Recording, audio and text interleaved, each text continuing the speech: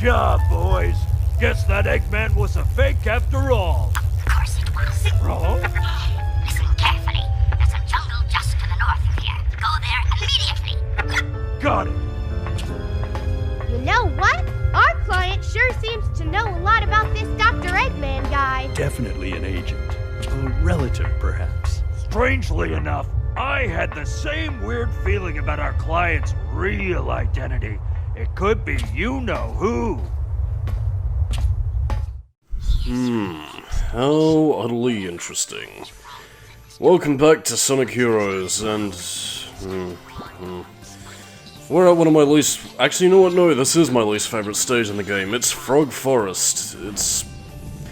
To its credit, it's a pretty nice looking area. It's one that kind of evokes vibes of Mushroom Hill, without directly being all self-referential and going, remember Mushroom Hill from Snock and Nipples? Again, it's a sort of a design homage that I actually think would benefit this whole, like, meta-nostalgia sort of play, because, I mean, Frog Forest in and of itself, it's not a level that I like for gameplay reasons, but I mean, in terms of aesthetics, looks pretty nice, very naturistic, and, well, you know, it's quite an enjoyable level. Such a shame, however, that we have terrible things like this, which, I mean, is admittedly a little bit more down to my dumbassery than anything else, but, does kind of highlight a problem you have with, excuse me. It does kind of highlight a problem you have with this level in the sense that you can slip off very, very easily. Remember what I was mentioning earlier with the curved platforms? Yeah, you can quite easily fall off those, and no amount of charmy will save you, because this level sucks. Thankfully, however, the Team Chaotix missions are a little bit more bearable, since, well, you know, given the, like, length of their mission structure and what they have to do, it's actually kind of a weird stealth mission. Basically, just so long as you don't brush up against the frogs, you should be okay. And just make sure that your SBO who's invisible. You will kind of get knocked out by little traps like that, so, you know, be on your guard. But I mean, apart from that, this mission can be kind of a breeze, just so long as you keep your wits about you. Then again, you do have sections like that, and that's really the only drawback to this sort of mission. But I mean, apart from that, it's not too bad of a challenge. Just kind of frustrating when you have occasional sections like that. Ordinarily, these frogs are used to activate platforms, which the other teams will use to transport themselves across the way, but... yeah, Team Chaotix, you have to avoid them for whatever reason. Which I guess I might as well get into now, in the sense that our mysterious client, he sounds very Dean Bristow-esque, and he's asking us to do all these inane jobs rather than go and rescue him because he's trapped.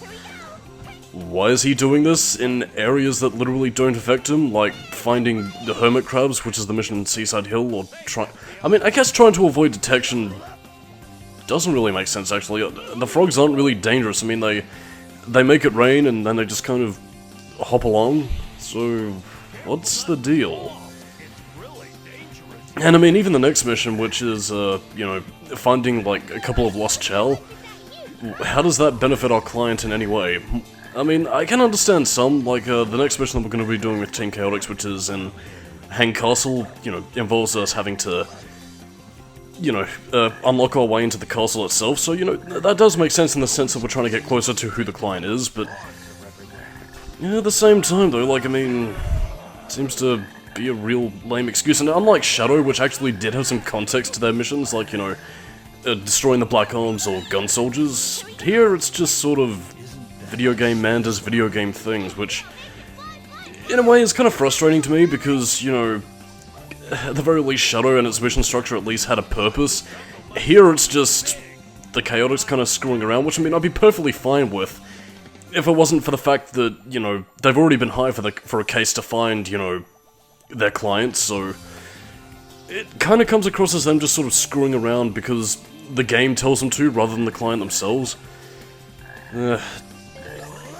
It's just a little bit frustrating, and, you know, stuff like this, well, actually, not necessarily stuff like this.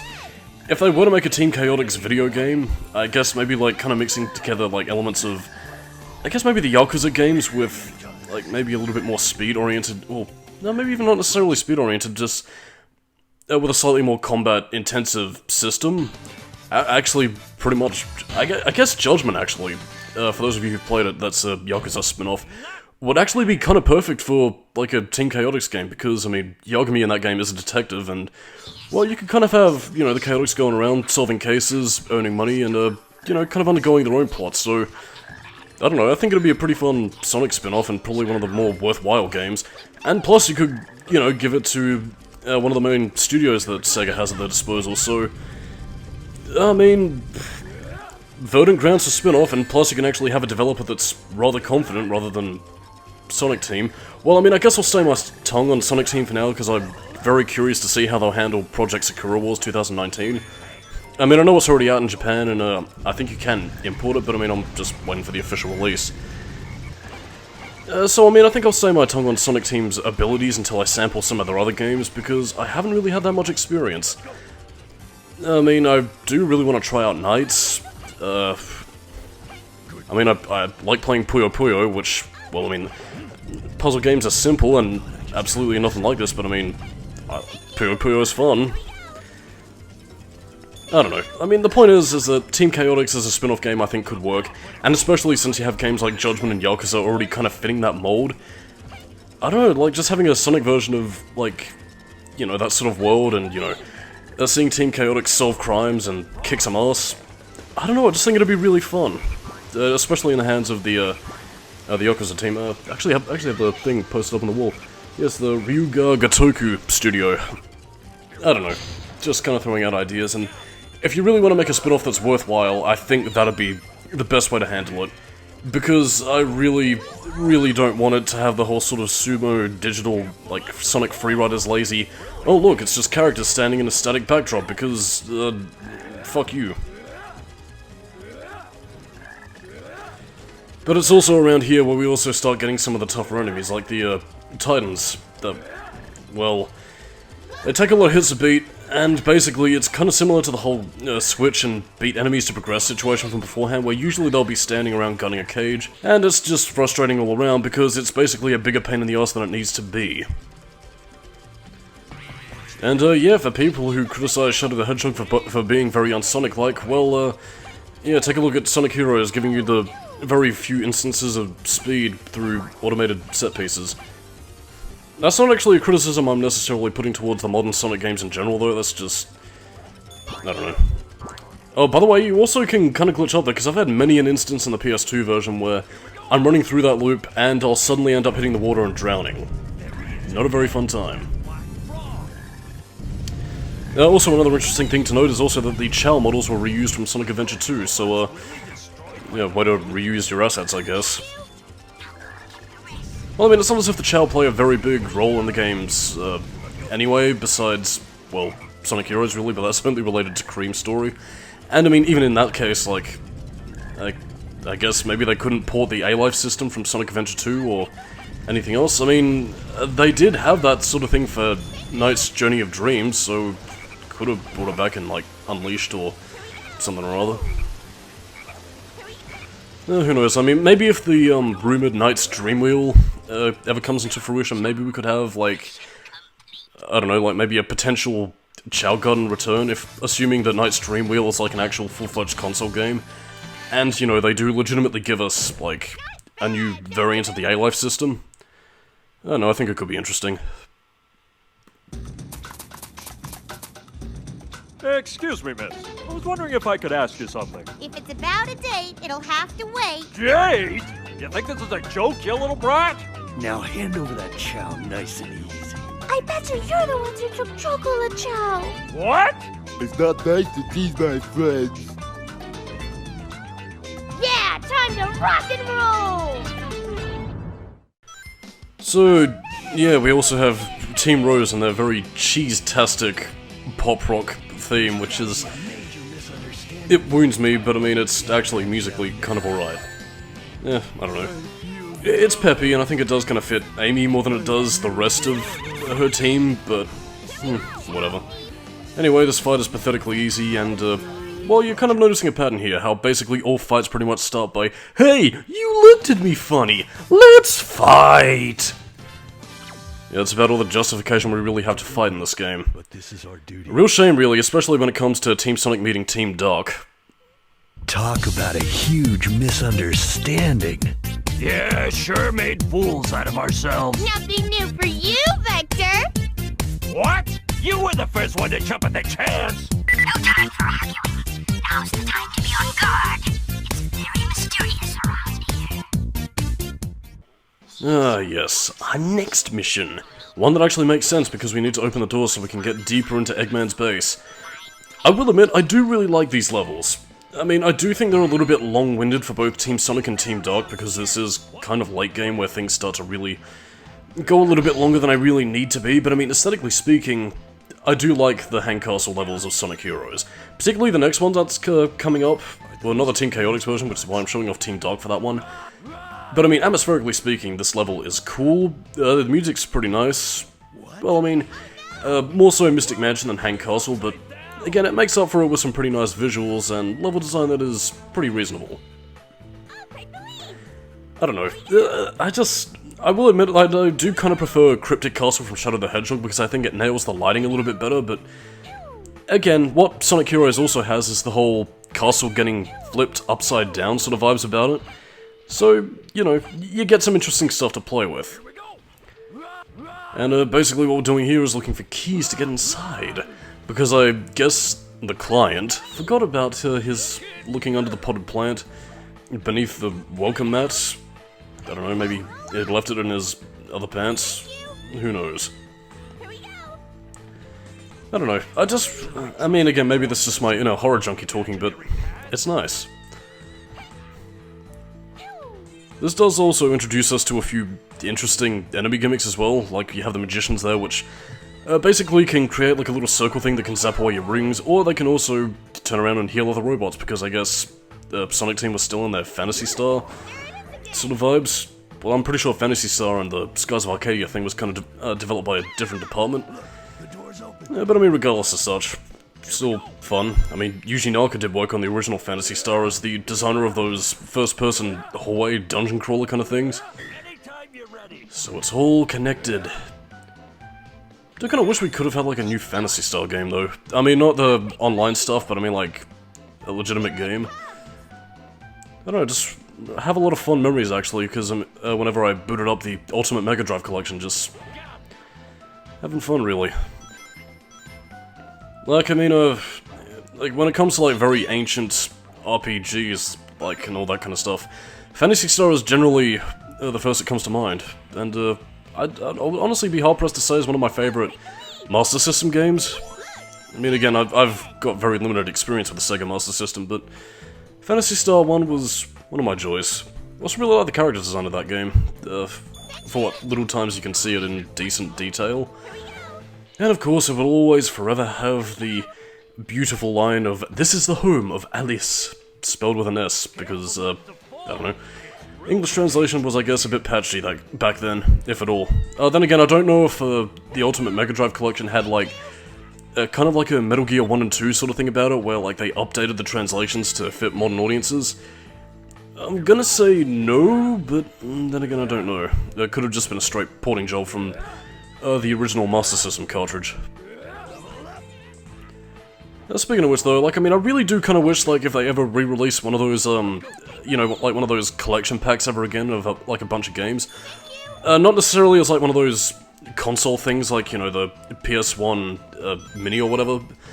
But, I mean, one thing I really do hope is that Sega actually tries to release, like, a collection of, like, Sega Saturn games or Dreamcast games for, like, modern consoles, where you don't just get, like, 10 to 15 games and call it a day, but instead you get, like, a collection of, like, 20 to 30, similar to what you did have with the Ultimate Mega Drive collection, and a nice variety of games as well, not just from, you know, your general Sonic stuff, but I mean, all sorts of stuff, like from racing, action games, maybe something like, say, Shenmue or Virtua Fighter, for example. You know, games from all different genres, like, you know, Panzer Dragoon, all sorts of stuff, and, I mean, not just the A-listers too, but maybe some surprises in there, like, I mean, how you wouldn't have expected to have seen something like, say, Vectorman or Comic Zone in the collection. I don't know, I just get the feeling that something like that would really sell in this day and age, and, I mean, plus it would be a nice and relatively cheap way of, you know, selling some games, and also, you know, potentially gauging interest for, like, future installments. Because, like, I mean, for a lot of Sega fans, like, the interest is there for the characters. I mean, it might be a little bit of a cult following, but I mean, with games like, say, Shenmue and Streets of Rage 4, you know, starting to make their return, I think it would be really beneficial for the company if they could just start to, you know, market some of their other franchises that people, you know, who probably wouldn't have been interested back in, like, say, I don't know, 96, like, to early 2000s, you know, mainly because of the PS1, PS2, whatever Nintendo system was out at the time, and the, you know, Xbox and all that sort of stuff. Yeah, they wouldn't have had a chance to play it before, but I guess... And also with the fact that a lot of, like, ancient games, for nostalgia reasons, are becoming expensive to find them in their original form. I don't know. I just think it's something that would really, you know, do the company well, and, you know, at least... It might be a little bit lazy, but I mean, at the very least, you'd be able to gauge interest for future sequels and, you know, stuff to improve upon. Yeah, that's just my Sega rambling, though. Yeah, I'm really interested to see some of the more upcoming games. Like, I mean, I did mention Project Sakura Wars before, so looking forward to that. Also, Yakuza 7 as well. There's a lot of Sega games I'm actually looking forward to. And I am really glad that the company is, like, expanding out slowly. Like, I mean, I know the Yakuza games have always had a cult following, but especially in recent years, I am really glad that they're making a bit of a turnaround. Just, I don't know, it makes me excited. And now I don't have to just look at, oh, it's just Sonic and whatever football manager game that they have coming out. Which it was in previous years. Yeah, well, I mean, I will admit, we did also get the odd sprinkling of something like, say, Bayonetta or Resonance of Fate, which is fine, but... Yeah, it's just a little bit frustrating to be a Sega fan sometimes. And now we get to... Well, I mean, besides this one big boy right here, one of my favourite levels in Sonic Heroes. So, yeah, while a lot of this was very negative about Sonic Heroes as a game, this I can be positive about, because... From a design standpoint, I really like how Mystic Mansion is set up. The music is good, the general level layout is interesting. Again, it uses the mansion setting, which, you know, vibes of Resident Evil. So it actually does kind of make me wonder how, like, a Sonic version of Resident Evil would go. I mean, not necessarily in terms of, like, you know, tank controls and all that sort of stuff, but I mean, like, I guess with a more spooky aesthetic. I don't know, they could do it. Actually, this might be something that's either ongoing or something that might be resolved by the time this gets uploaded, but I mean, didn't the IDW comics have like a zombie-ish sort of issue? I think? I don't really know, because I haven't really read much of the IDW comics besides the first 4 issues. Didn't really find it too interesting, so yeah, that kind of killed my interest a little bit. But I mean, I guess it kind of depends on how Ian Flynn handled it, but I mean, could be interesting to see something like that. Probably not something that I think Sonic Team would necessarily go for, or if they do it, they'll probably just sort of...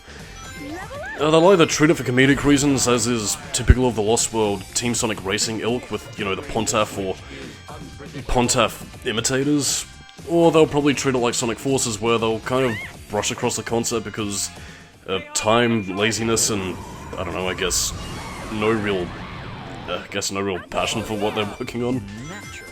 I don't really know. It's a very sad time. But I mean, to go into a little bit more positive things, again, I just like this, man, because you get to twist the level design around. Like I did say previously as well, I think this is also a level that would have benefited from, like, a...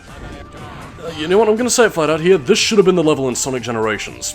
Like, I mean, I know it might have been an unorthodox choice, but it would have added some real variety, and plus, like, I mean, you could have had Hank Castle transition into, you know, the Mystic Mansion. And, you know, you could have had some really cool and trippy level design. It's like, you know, modern and classic Sonic just sort of jump from level to level, going upside down, having the hallways twist around, and going through these really trippy sort of areas, man. I don't know, like, I mean, I think it would have been a much better representative of Sonic Heroes than including Seaside Hill, which is basically Green Hill Zone, but at a beach. It just makes me sad, especially considering the fact that the only level of Sonic Heroes anybody ever seems to use is Seaside Hill. Like, I mean, you know, you could include Hang Castle, Mystic Mansion, Bullet Station, Egg Fleet. You know, those are good levels. People like those. I guess maybe that's kind of my problem whenever people just try and pick up, oh man, Sonic Heroes is the most underrated game ever. Is that the only level they seem to use and seem to really tout is, like, Seaside Hill. I think that's more so for the marketing thing than fans, really, because, I mean, you know, a lot of people do tout Egg Fleet as a really good level, which, I mean, it is, and something that we'll be getting to next part, but I just kind of wish the marketing team could see that instead of just using the... And again, this is kind of a problem with Sonic in general nowadays, is that instead of just using baseless nostalgia just for the sake of going, oh, remember this? You know, actually at least try and varietize it a little bit. I don't know. I think that's more of a Sonic Team thing than it is generally with fans, because I mean, I wouldn't say everybody's getting tired of it, but I mean, there are a lot of people that kind of want them to slow up on the nostalgia, or at the very least use parts of it in a more efficient manner. Like, you know, in the same vein that when people say they want something more classic Sonic, they don't necessarily mean in, well, sort of they don't necessarily mean in terms of aesthetics, but they mean in terms of the complexity of the level design, and, you know, the way in which you use the game mechanics. You know, that kind of thing. I just kind of wish that somebody could just pass the memo on to Sonic Team about some of the nuances, rather than just sort of being like an overt parody of what, you know, what a lot of the fans are asking for. It is very difficult, I know, considering the fact that, you know, there's a vast amount of Sonic fans who wouldn't agree on specific decisions, or, you know, argue over very trivial details, but I just wish there was a better way to just sort of filter out stuff that's, you know, healthy for Sonic Team to continue to develop their style. And other sorts of stuff that could just sort of, you know, filter out the meaningless details so it doesn't get bogged down with just, oh look, remember the Wisps, remember Seaside Hill? That kind of stuff. And, yeah. I suppose I might as well talk about what Team Chaotix would be doing. They'd basically be lighting up torches, which, all 85 of them. Have fun. I know I certainly didn't. But I mean, thankfully, for the regular levels, there isn't really much of that. Oh my god, the enemies are alive! And again, if there was any minor criticisms I could have of this level, it's mainly the fact that they usually have those big lumbering axe-swinging guards just posted around the place and you have to kind of defeat them because the video game tells you to. I don't know, just the one minor drawback, but I mean, apart from that, this level is sick. And I mean, also, like, I mean, unlike other parts of Sonic Heroes, the trolley/sled sections are actually reasonably fun. Like, I mean, you have some pretty cool visuals with, like, the frames just sort of tripping out like that. And I mean, the lasers this time around are a little bit more visible than what you'd usually see. Well, I mean, getting hit notwithstanding, but I mean, generally speaking. I don't know, yeah, you have more of a chance to spot them and jump. Because, I mean, you can slow down. Like, I mean, if you press the square button, you can get Shadow or Sonic or whoever to kind of slow up and, well, just let you go on. And I guess also the fact that it is also a lot quicker than some of the other segments, so yeah, you don't really need to worry too much about the details. Just go on your merry way and keep things loosey-goosey. Now that and the music is just sick. I really, really wish that I just wish the series would have like taken on a few more haunted tones, like in terms of some level aesthetics. I don't know. I think keeping the aesthetics nice and balanced is one positive to Sonic Heroes in the sense that while the story doesn't really do a good job of connecting these areas up, it at the very least does varietize the settings enough so that, you know, you don't feel like you're going through the same amount of levels. But I mean, there's also a matter of pacing as well in terms of the gameplay, in the sense that you don't get that much of a real sense of progression. And I guess to use an example would be Crash Bandicoot, really. The first game specifically, where you slowly make your way up to Cortex's castle. I don't know, it kind of, like, defers the threat of urgency since each level is something wacky and unique. I don't know, there is a way of doing that, and I think had this game been written with a story around it, they probably could have built it up a little bit more as the characters traveling to reach a destination with, you know, Mystic Mansion Hang Castle being, like, built up to the penultimate stage. I don't know, and now we have this very, well, slightly badly rendered effects sort of area where, you know, characters sort of screw around. It's a little bit better rendered in the Xbox version, I believe, but, yeah. Also, a bit of a pet peeve here, but, yeah, the fact that you can't control the flying characters on the ground, that you constantly always have to have your companions, packed up, don't really like that all that much. You can have them on the ground when they're attached to switches, which is fine, and, well, I mean, had they removed the ring bombs, would have kind of preferred if you could just walk around freely. I don't know, it just looks a little bit awkward to me. Like, I mean, maybe if you had the control scheme filled up a little bit, you maybe could have toggled, like, carrying your companions with, like, L2 or R2 or something. Anyway, this is also the little challenge area, which is different for each team. I believe Team Rose automatically goes to the exit, Team Sonic has, like, a little platforming thing, and Team Dark has beat up all the enemies, because that's what they do, I guess. And it also changes up the color schema, so it's nice and blue before it returned to the grey haze. That is my mental state. Yeah, they're currently inside my mind, and they will escape into the real world. completely unaware of the reality of their lives. But yeah, basically just play more slobberknockers with some changing wallpaper colors. And bada bing, you do the thing. And soon we'll get the intensity of red. Or I think the way the PS2 version renders it, like, pink, it's, I don't know. Like, I mean, in terms of graphical differences, there's not really that much between the PS2 and the GameCube and Xbox versions, it's just some minor graphical effects. Like this, really. I can assure you, the pattern in the Xbox version, I think, is a lot more, like, water textured. It still has the same general sort of, like, lighting schema, it's just slightly better looking. But anyway, now that we've defeated the enemies, the cage will open up, and we will get a very lovely view that I'm kind of saddened we don't really get to see more of. I mean, granted, what we see is basically just a picture, but I mean, it looks nice out there. It actually kind of reminds me of that one episode of Sonic X, actually, when Chris Thorndike and his merry friends stayed in that haunted castle and Amy got possessed by ghosts, which was actually legitimately fucking terrifying. I don't know. Nostalgia, I suppose. B for badass.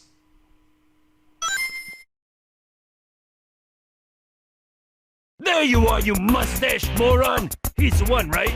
Mustache moron! I'm the world's greatest... Take him out, quickly. This is gonna cost you extra! What's that, dear children? Did you want another recycled attrition rush courtesy of Dr. Ivo Egoman Robotnik? Well, here we go. Also cutting this one down for time because this one's even longer, and the only real gimmick is that after you defeat all the enemies on one platform, you then get teleported to the next, but I'm gonna say fuck that and skip to the final platform. Because, I mean, really, this is, and always has been, very lazy boss design, and I simply don't like it. I do like the music track that plays here, though, like very rockin', industrial metal kind of stuff. It's nice. I suppose, to make for lost time, I suppose, I guess I might as well go into, I kind of forgot what I was going to go into now. Yeah, none of these boss fights really change depending on what characters you play as. I think just the lengths in which the battle goes on is kind of variable. I believe Team Chaotix and Team Dark do share the same sort of length, so, you know, no real difference there then. It's mainly Team Rose where you really notice the difference, mainly because of the absolute brokenness of the Team Blast mechanic. And in turn, the fact that, well, you get a lot of perks when you use the Team Blast, so this can be very easy, so, yeah. By the way, those are, like, actual lyrics that the characters do sing, it's just kind of overlaid over each other terribly. So, I mean, you do have Espio singing, like, ninjas shining in the darkness or something, and Charmy just banging on his drum going, B, B, B, Chalmers B, I'm a very respectful B that does a thing. But yeah, this is basically what you have to look forward to, relying on your Team Blast, and thankfully as Team Chaotix, well, since it can build up so much, yeah, you can score a lot of rings, as you can see here, and, well, you're good in the hood, dudes and dudettes. Don't get too excited, boys! Those were the easy ones! Roger. So, on that note, I am Solidus-Skully, keeping new metal, and next time on Sonic Heroes, we're coming up to the penultimate part, so catch you next time, dudes and dudettes.